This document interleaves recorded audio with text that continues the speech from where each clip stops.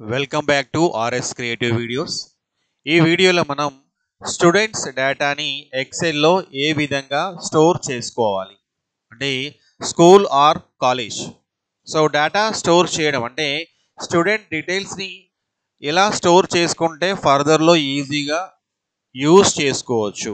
అంటే మనం నార్మల్గా డేటాని ఎవ్రీ టైం టైప్ చేయాల్సిన అవసరం లేదు. ఒకసారి ఫీడ్ చేసుకుంటే దాన్ని రీయూజ్ ఎలా చేయాలి అనే దాని గురించి ఈ వీడియో.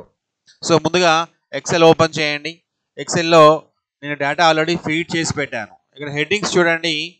అడ్మిషన్ నెంబర్, ఇది మోస్ట్ ఇంపార్టెంట్. అడ్మిషన్ నెంబర్ అనేది దీని బేస్తోనే మనం ప్రతి ఒక్క డేటాని కూడా యాక్సెస్ చేస్తాం. ఎందుకంటే కాలేజ్ ఆర్ స్కూల్లో అడ్మిషన్ నెంబర్ అనేది యూనిక్గా ఉంటుంది. తర్వాత నేమ్ ఆఫ్ ద స్టూడెంట్, ఆ తర్వాత ఫాదర్ నేమ్, తర్వాత mother name, gender, group, medium, section, mobile number 1, mobile number 2, house number, area, town, caste. So ఇలా అన్నీ ఎందుకు చెప్తున్నానంటే ఇవన్నీ కూడా ఫీడ్ చేసి పెట్టుకోండి ఒక ఫైల్లో, ఫర్దర్లో ఈజీగా యూజ్ అవుతాయి. Sub caste, hall ticket. So college వాళ్ళకైతే ఎస్ఎస్సి హాల్ టికెట్. ఆ తర్వాత నెక్స్ట్ డేట్ ఆఫ్ బర్త్. ఈ డేట్ ఆఫ్ బర్త్ ఫీడ్ చేసే ముందు కంపల్సరీగా ఫార్మాట్లోకి వెళ్ళి డేట్ ఆఫ్ బర్త్ని MMDDYYగా స్టోర్ చేసుకోండి. That is American format.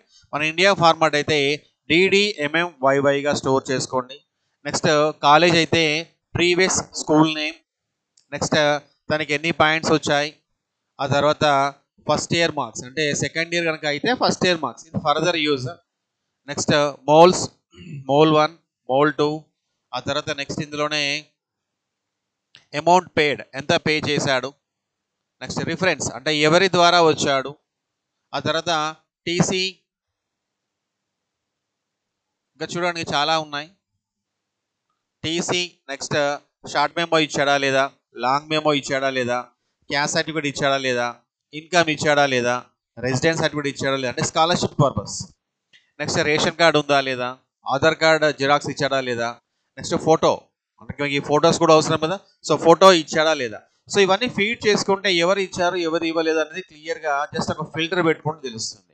So వాటి గురించి నేను ఫర్దర్లో క్లారిటీగా మీకు ఎక్స్ప్లెయిన్ చేస్తాను. ఆ తర్వాత ఆధార్ నెంబర్, ఆ తర్వాత బ్యాంక్ అకౌంట్ అబ్బాయికి ఉందా లేదా, అండ్ ఆ బ్యాంక్ అకౌంట్ యొక్క IFSC కోడ్. సో ఇలా మీరు డేటాని ఫీడ్ చేసుకుంటే మీకు ఫర్దర్లో ఏ ఇన్ఫర్మేషన్ కావాలి అబ్బాయి గురించి, ఇంకా ఇందులోనే అటెండెన్స్ కూడా ఫీడ్ చేసుకోవచ్చు. సో ఇలా అన్ని డీటెయిల్స్ కలిపి ఒకటే ఫైల్లో ఫీడ్ చేసుకోండి. ఆ తర్వాత మీకు నెక్స్ట్ వీడియోలో ఇది ఏ విధంగా యూజ్ చేసుకోవచ్చు, ఎక్కడెక్కడ యూజ్ చేసుకోవచ్చు, టోటల్ కాలేజ్ ఫీ కూడా యాడ్ చేసుకోండి. ఇందులో కాలేజ్ ఫీ ఎంత, టోటల్గా ఎంత పే చేశాడు, అండ్ పేమెంట్ ఏ విధంగా చేయాలి, పేమెంట్ చేసే దాన్ని ఏ విధంగా ఫీడ్ చేసుకోవాలి. సో ఇలా అన్ని విషయాలు నేను నెక్స్ట్ వీడియోలో చెప్తాను. సో మీరు ఈ ఛానల్ని మొదటిగా చూస్తున్న వారట్లయితే సబ్స్క్రైబ్ చేసుకోండి, అదేవిధంగా బెల్ సింబల్ ఆల్ నొక్కండి. Thank you.